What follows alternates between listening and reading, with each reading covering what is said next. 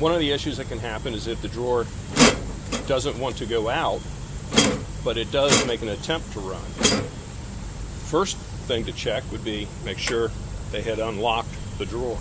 It is possible, through the limited force available on these units, that if somebody were to leave something in the opening, it could jam the drawer up to where it doesn't want to go out or in. Other issues as far as the drawer not wanting to go out would be if an object were laying in the opening to where it could trip the safety bar. The safety bar itself works by, if an object presses down on this bar, will stop the drawer from moving, but will allow the drawer to run back in. There are two sets of switches underneath this panel that are triggered by the bar.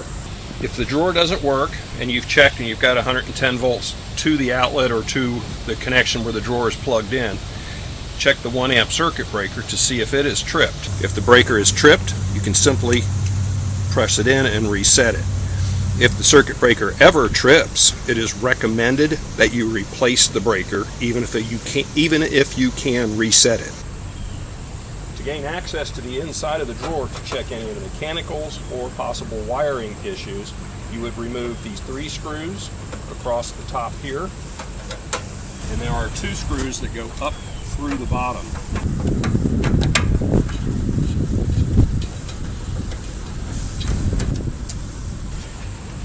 Pull out on the bottom of it.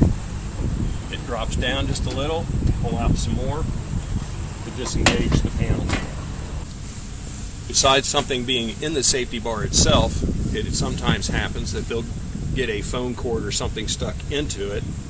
You can push the drawer out a little bit and check, and sometimes an object stuck in the drawer can knock the wire off the safety bar. Simply by plugging it back on,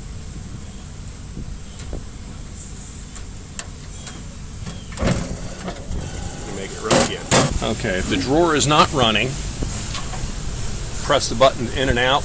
You don't get no motor hum, no clicking. Need to get into the housing here to look at the electronics and check to see what voltages we have elsewhere. We've already checked the circuit breaker is not tripped. Take the 6 screws off and lift the housing up. If you can't get the housing up far enough, the wiring won't let you go up, loosen the large nut on the strain relief, pull out slightly, then push in and get you enough wire in there that you can stand it upright. Now to check the voltages, we're going to go to AC voltage. We want to check that we have voltage to the machine. We can check for, should have between 36 and 42 volts AC coming out of the transformer. If we have that there, just to make sure that the breaker itself is good, we can check between W2 and W1 on the board itself, and you should have about that same voltage. Alright, if you were not showing the 36 to 42 volts to the board and the breaker has been reset, we can check to see if the breaker itself has gone bad. Unplug the AC power from the wall, which I have already done. You can pull the yellow connectors here either completely off,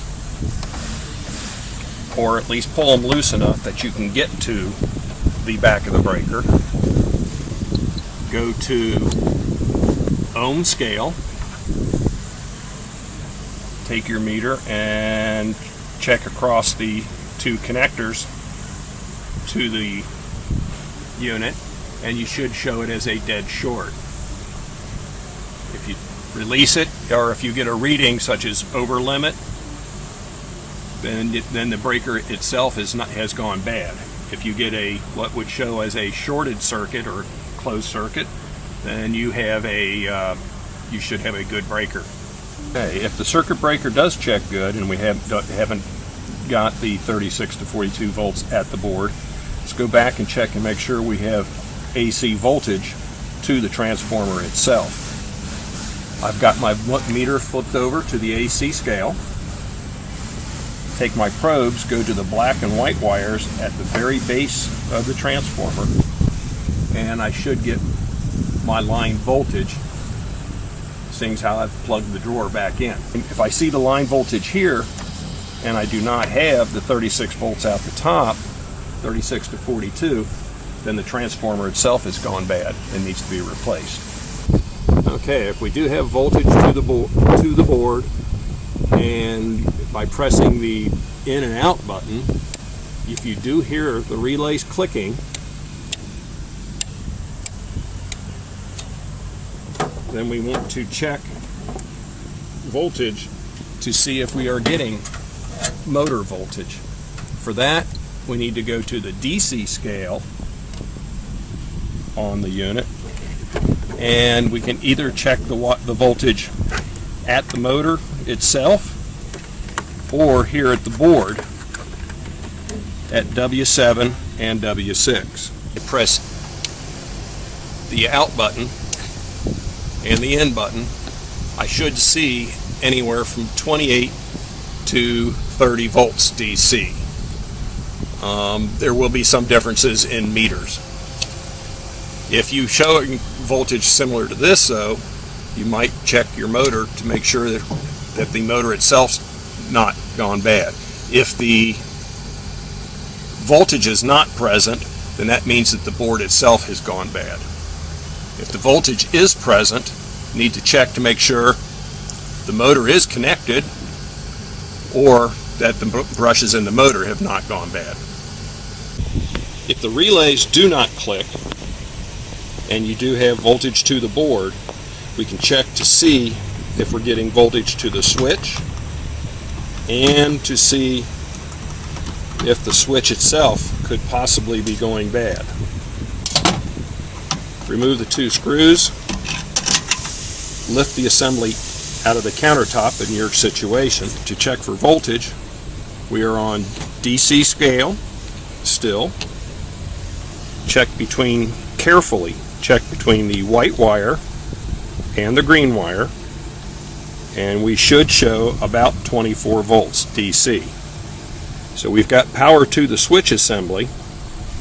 We can actually bypass the switches by shorting between the green wire and the other, and red and black, to make the drawer go in and out without actually operating the switch to see if there's a component on the board gone bad. You can do that by just simply bridging the gap between the two